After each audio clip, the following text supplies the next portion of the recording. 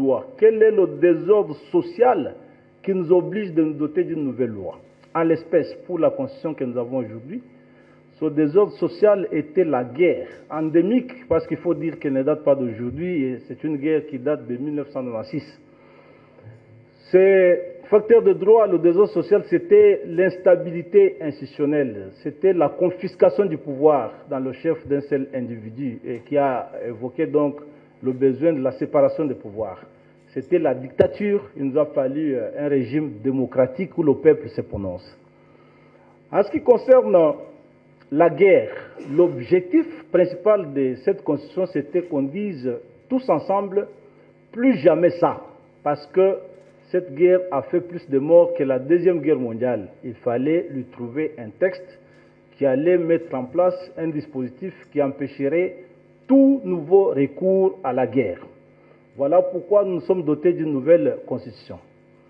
Deuxième élément, angoisse existentielle, c'est l'instabilité institutionnelle. Nous l'avons assez vécu depuis des années 80 avec la lettre de 52 pages de 13 parlementaires, jusqu'au jour où l'on a adopté cette constitution. Il fallait mettre en place des institutions fortes et des institutions qui permettraient que le fonctionnement soit assez assaini et viable. Pourquoi nous avions adopté cette constitution? La confiscation du pouvoir, il fallait amener le principe de séparation des pouvoirs pour que désormais les institutions interagissent et que le plus grand nombre d'organes et de personnes concourent à la gouvernance de l'État. Ce qui en apparence avait été fait par cette constitution. Et dans ce contexte-là, cette constitution va être rédigée, nous savons tous qu'il faut le dire, à la va-vite. À la va-vite parce que je vais revenir ici pour vous dire que tout cela a posé problème. Premièrement, la guerre. Aujourd'hui, il suffit de nous arrêter pour nous demander si la Constitution a atteint ses objectifs. Entre autres, l'interdit principal que personne, plus jamais personne, ne recourt aux armes pour tenter de conquérir le pouvoir. Et depuis son adoption, nous sommes en guerre parce qu'au moins un village est occupé depuis le 18 février 2006. Ce qui signifie que la Constitution n'a pas réussi à atteindre cet objectif de nous donner une paix ou la paix durable. Donc, l'objectif de mettre fin à la guerre par cette Constitution n'a pas été atteint. Deuxième objectif, c'est, nous avons dit, l'instabilité institutionnelle. Nous sommes en train de la vivre avec les récents événements que vous avez vus ici, notamment en ce qui concerne le conflit FCC-Cash, dû notamment au mode électoral, mais surtout à la contestation endémique des résultats des élections. Parce que toutes, et presque toutes, ont été contestées, alors que l'un des objectifs d'avoir cette constitution, c'était qu'on n'ait plus jamais des élections contestées et que le peuple lui-même se prononce. Ce qui fait que là aussi, la Constitution n'a pas atteint ses objectifs, parce que l'instabilité institutionnelle continue. À chaque fin des élections, nous avons ce problème, et même dans les relations avec nos provinces, nous vivons cela. La confiscation du pouvoir ou le pouvoir d'une seule personne, ça nous allons peut-être en parler lorsque je vais évoquer les raisons juridiques de cette Constitution, notamment avec ce fameux article 91 qui postule que le gouvernement de la République formule en concertation avec le président de la République la politique de la nation et l'applique. Et cet article d'emprunt français a malheureusement été reformulé et mal appliqué chez nous parce que, en cherchant à éviter la cohabitation, il a permis au Parlement, quelles que soient ses couleurs, de s'aligner sur le président de la République. Parce qu'on ne peut pas avoir une même politique formulée et après diverger dans la gouvernance.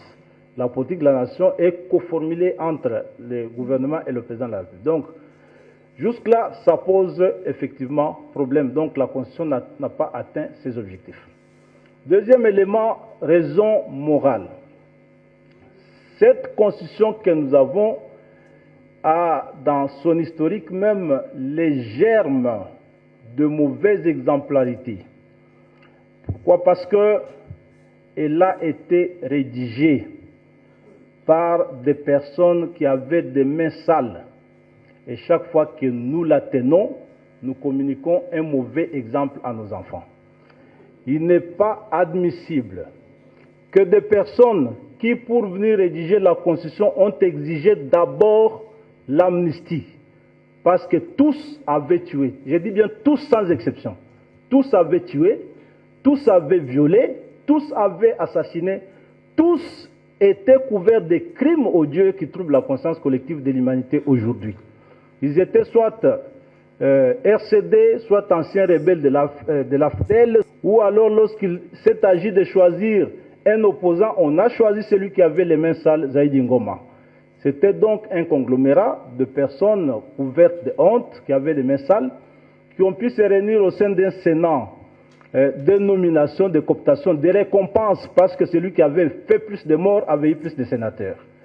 Et il devait nous donner donc cette constitution. Je crois, quelle que soit sa perfection, il est nécessaire, il est plus que jamais nécessaire que par leçon, par éthique, que notre peuple se dote d'une constitution aujourd'hui rédigée par des personnes fiables et des personnes potables.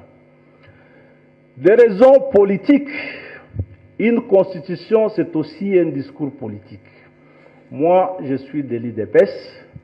Nous nous sommes passés par une campagne pendant laquelle nous avions promis que si le peuple nous donne le pouvoir, nous allons nous débarrasser de cette constitution de honte, de cette constitution souillée par des personnes sales. Et le peuple nous a voté sur base de ce discours-là, parce que nous lui avons promis que nous devions changer cette constitution. C'est connu de tout le monde, nous l'avons dit depuis son adoption. Et parce que cette adoption, vous le savez bien, ça a été aussi un braquage. Moi, j'ai assisté au meeting de Martin Fayoulou, de Franck Diongo sur la place Koidro, lorsqu'ils tentaient de battre campagne pour le non. Ils ont été braqués, matraqués, torturés. Donc, personne n'avait le droit d'expliquer qu'il ne fallait pas adopter cette constitution. Il nous faut donc une constitution démocratique. Les raisons juridiques. Aujourd'hui, la question se pose souvent de savoir pourquoi est-ce qu'il nous faut une nouvelle constitution, pourquoi, c'est quoi la règle de droit, tout ça. Moi, je voudrais dire qu'il faut parler de deux choses ici. La première chose, c'est la révision. Là-dessus, nous sommes tous d'accord qu'il faut réviser cette constitution. Alors personne n'est contre. En commençant par les pères évêques que vous êtes, vous l'avez dit quelques jours seulement après l'adoption de la constitution, et vous aviez souhaité que ça se fasse très rapidement. Et à côté de moi, l'honorable Deli, qui est, je vais le souligner, mon frère, nous sommes du même terroir de Luisa. Il a bâti aussi sa campagne sur ce thème qu'il fallait changer, et plutôt modifier la Constitution. Elle proposait une quarantaine d'articles pour cela. Et je vais noter que beaucoup d'autres personnes ont demandé ça. Donc le débat sur la révision, la probable révision de la Constitution ne se pose pas. On peut réviser tous les articles sauf l'arbre sacré, le 200, plutôt les articles concernés par l'article 220. Alors, je ne pense pas que ce soit l'occasion ici ou que ce soit nécessaire qu'on discute sur la révision de la Constitution. Je vais plutôt parler ici du changement. Qu'est-ce que nous entendons, qu'est-ce qu'on vous a souvent dit? La révision de la Constitution est constitutionnelle, le changement de la Constitution ne l'est pas. Ici, il faut noter déjà qu'il y a ce fameux article 220 qui vous dit que les droits de la personne, aucune révision ne peut porter sur, aucune révision ne peut avoir pour vocation de réduire les droits de l'homme. Si on peut s'arrêter là. Les droits de l'homme, ce n'est pas un concept de droit constitutionnel congolais, non. Parce qu'aucune constitution n'est obligée de protéger les droits de l'homme. Les droits de l'homme relèvent de la norme impérative du droit international. Plus aucune nation ne peut s'autoriser à adopter une constitution qui ignorerait les droits de l'homme. Donc, c'est un vide, ça n'a rien servi que l'on remplisse notre constitution d'autant d'articles protecteurs des droits de l'homme. C'est là toute la différence entre les droits de l'homme qui sont universels et naturels et les libertés publiques qui peuvent être le fait de lois locales. Et pourtant ici, l'on doit bien noter que lorsque la Constitution vous dit qu'aucune modification ne peut porter sur la modification, sur la réduction des droits de l'homme, c'est déjà une violation de la Constitution elle-même. Je parle de l'article 217 qui nous oblige par moment ou pour raison de construction africaine de renoncer éventuellement à une partie de notre souveraineté. Ça signifie quoi? Si dans le cadre d'intégration régionale africaine, il y a des débats et des conventions en matière de droits de l'homme, par exemple, je prends seulement cet exemple, nous allons bloquer cela parce que notre Constitution dit autre chose. Non, les droits de l'homme sont évolutifs, on ne peut pas les conjurer et les fixer éternellement. Lorsqu'on adopte la Constitution américaine, il y avait un droit qu'on appelait droit à la propriété privée. Dans le patrimoine des citoyens américains, il y avait aussi les esclaves. Imaginons que les Américains aient dit qu'on ne peut pas modifier ces dispositions relatives aux droits de l'homme en considérant le droit de propriété comme droit d'avoir les esclaves. C'est-à-dire qu'on aurait jusqu'aujourd'hui légalement des esclaves aux États-Unis. Et pourtant, les droits de l'homme sont évolutifs. Aujourd'hui, il y a les droits de la bioéthique qui peuvent évoluer. Moi, je suis foncièrement catholique, je suis opposé à la polygamie, mais comme scientifique, j'affirme par exemple que le conditionnement de la personne humaine d'avoir une seule femme ici au Congo viole un principe fondamental de notre Constitution, le principe de laïcité. Parce qu'il y a de ces églises qui fondent pour principe qu'on peut se marier à 2 à 3 femmes. C'est différent, moi je suis foncièrement catholique, je suis opposé à cela, mais je ne suis pas partisan du principe qu'on viole les droits des autres, parce qu'il y a un principe de laïcité connu de tout le monde. Les droits de l'homme peuvent évoluer, parce que lorsque vous lisez cet article 217, nous avons accepté le principe du droit moniste, la soumission de nos lois au droit international. Et parce que nos lois sont soumises au droit international, vous lirez l'article 53 de la Convention de Vienne sur le droit des traités. Elle pose le principe d'existence de normes impératives du droit international et affirme que lorsqu'une nouvelle norme impérative du droit international apparaît, toutes les normes contraires à celle-ci disparaissent. Et imaginez qu'aujourd'hui, qu'une norme de droit international apparaisse en matière de droits de l'homme et que nous on dise notre Constitution nous empêche d'être modifiée parce qu'elle consacre tel droit de l'homme. Donc cette Constitution, elle est archaïque de ce point de vue-là. Une Constitution doit être apte à s'adapter aux réalités sociales et particulièrement aux réalités sociales internationales.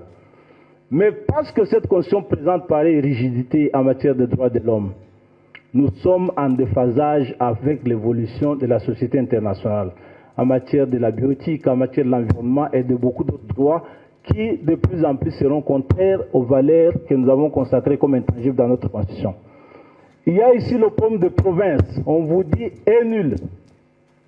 Toute modification de la Constitution ou ne peut avoir lieu toute modification de la Constitution qui a pour vocation de réduire les pouvoirs des provinces et des entités territoriales décentralisées. L'un des pouvoirs des provinces, c'est le pouvoir pour l'Assemblée provinciale d'élire les gouverneurs. Et nous avons constaté ce que ça fait depuis que nous sommes en fonction. Mais je signale déjà que j'ai consommé mes minutes, j'ai encore beaucoup de choses à dire malheureusement. Ça signifie que chaque fois que les élections se terminent, les sénateurs, les candidats sénateurs s'enferment avec les députés provinciaux. Celui qui a l'argent, il distribue, et ça c'est clair. Nous n'avons aucun mécanisme pour empêcher cela. Aucun. Parce que lorsqu'ils se donnent cet argent-là, nous ne sommes pas là.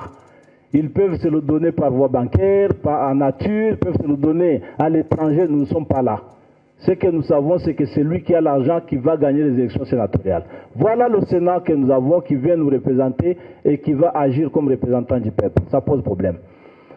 Enfin, parce que je pense que s'il faut modifier le fonctionnement de nos institutions, les adapter à une constitution démocratique, nous ne pouvons plus aller avec ce mode électoral-là. Et pourtant, si nous pouvons changer ce mode électoral, il faut toucher l'article 220. On ne peut pas la toucher et les verrouiller. C'est en cela que s'invite le débat sur le changement de la Constitution. Pourquoi est-ce? Notre article 5 de la Constitution est clair là-dessus. La souveraineté nationale appartient au peuple, qu'il exerce par ses représentants, donc nous les députés, ou directement par voie du référendum. Ça signifie quoi, Éminence, Excellence, Révérend? Il y a deux modes de dévolution de pouvoir du peuple dans notre Constitution. Premièrement, c'est au travers des représentants. Ça signifie ce que le peuple a mis dans la Constitution. Le peuple agissant comme constituant originaire, il confie à nous, ses représentants, le mandat de gestion et le mandat de réviser la Constitution comme constituant dérivé. Mais le peuple dit en même temps qu'il peut exercer cette souveraineté directement par voie de référendum. Ça signifie ne pas passer par nous, ses représentants. C'est là que cet article 5 prévoit deux lois pour que le peuple exerce sa souveraineté.